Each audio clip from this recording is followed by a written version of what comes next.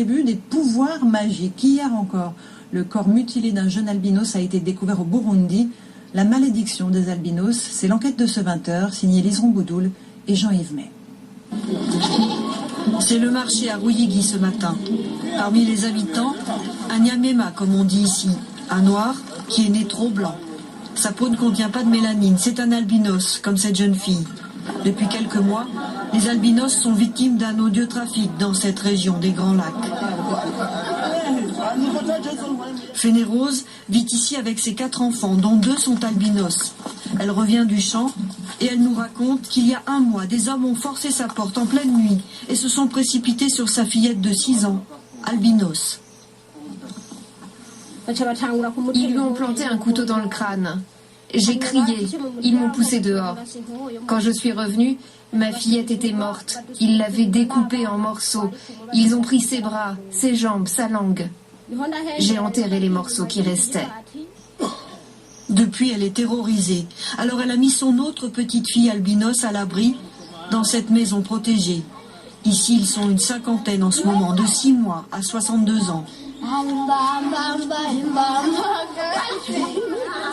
Et c'est cet homme, le procureur local, qui a eu l'idée de les réunir, quelquefois même avec leur famille. Jour et nuit, des policiers veillent à leur sécurité. C'est le premier enfant le moins âgé qui est arrivé chez moi. Ah oui, je l'aime trop. Il ne peut pas ouvrir les yeux là. Il a un problème des yeux parce que normalement le problème que les albinos ont, c'est tout d'abord la lumière. Ils ne supportent pas le soleil. Mais ici, il n'y a pas assez de lunettes, pas assez de chapeaux, pas de crème solaire, pas d'eau, pas d'hygiène. Désirée a 15 ans, c'est elle qui prépare les haricots pour tout le monde aujourd'hui. Elle se sent plutôt bien ici. À l'école, on m'insulte tout le temps, dans la rue aussi. Ici, au moins, on est tous pareils. Personne ne m'insulte, personne ne me frappe. Elle sait que ses bras, ses jambes peuvent être vendus très cher pour servir à des pratiques de sorcellerie. Ici, ça va, je n'ai pas trop peur parce qu'il y a des policiers. À côté, les garçons quittent rarement leur chambre. Eux aussi savent qu'ils sont des proies faciles.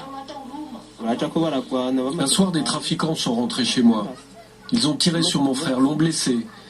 Et là, ils ont commencé à le découper vivant avec une machette. Ils sont partis à toute vitesse avec ses jambes, ses bras, son sexe. Mon frère bougeait encore. Tout cela parce que dans ce pays, parmi les plus pauvres du monde, certains sorciers racontent qu'un bout de peau ou qu'un peu de sang d'albinos apporterait bonheur et prospérité. À la frontière avec la Tanzanie, nous voici face à face avec un sorcier. Il dit entrer en contact avec les esprits grâce à ses potions magiques. Moi, je vous le jure, je n'utilise pas les organes d'albinos. Pourquoi je ferais tuer des personnes innocentes sous prétexte d'apporter le bonheur à mes clients? Ce sont les sorciers de Tanzanie qui pratiquent comme ça. Qui sont les commanditaires de ces massacres? Le procureur nous conduit à la prison. Voici 2 hommes condamnés à la peine capitale. Ils avouent avoir participé au meurtre d'une adolescente albinos. On n'était pas les seuls, on était 6. Nous, on est des exécutants, on a repéré la jeune albinos, mais c'est pas nous qui avons planifié le meurtre. Un simple paysan comme celui-ci, qui n'a jamais touché même 30 000, on lui dit que quand il va tuer un albinos, on va lui donner 600 000 $. Vous voyez qu'il peut même tuer son frère. C'est ainsi qu'on enregistre dans certains coins du pays des parents qui ont vendu leurs propres enfants. Sur le marché de la sorcellerie, une main d'albinos se vendrait plus de 1 000 €. Les croyances ancestrales ont la vie dure et les autorités burundaises sont dépassées.